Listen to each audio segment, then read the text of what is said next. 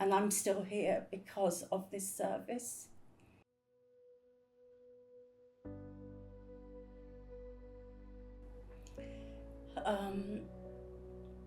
So I lost my son-in-law to suicide, and it'll be two years next week.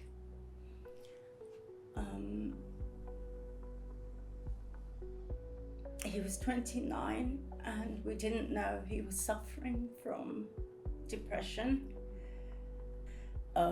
He stayed over. We welcomed him like he was our son into our home, and I treated him like he was my son.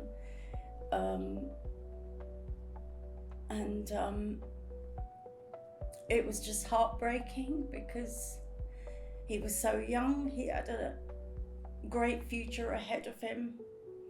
He was very in front of me anyway. He was a bubbly person. He was a little bit shy, but he was a very bubbly person to talk with, and he did have a tough life. And then when he met my daughter Gemma, things kind of changed for him. It's just really, really hard to accept he's gone, even though it's almost 2 years.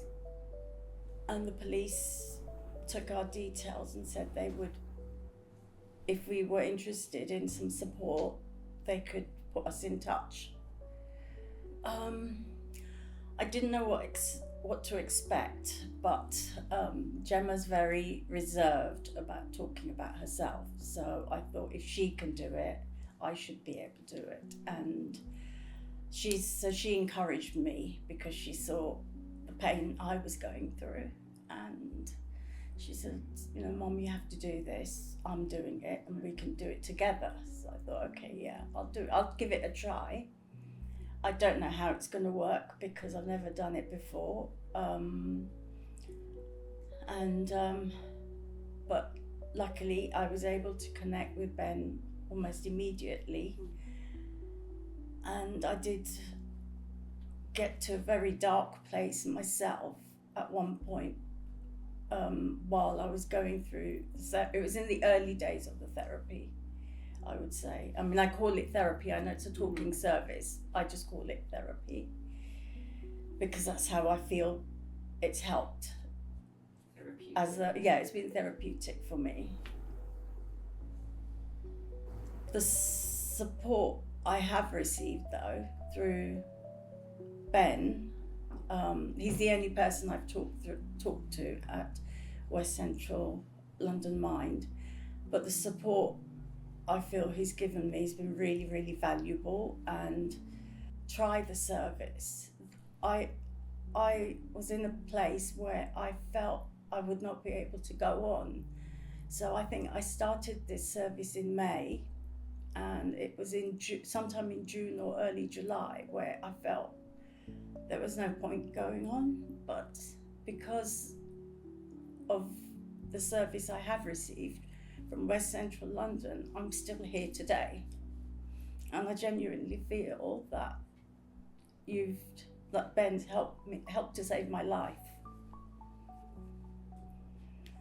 And throughout all of it, Ben's been supporting me so that I keep going forward. I have had difficult moments where I felt I've taken a few steps back, but because of the support, I've carried on, and I am slowly getting stronger and better at dealing with things. And I want other people to be involved in this service, take the service, and I want GPs to recommend it, because I feel one of the first points of contact is GP when you're going through this, because it's like you feel like you're unwell.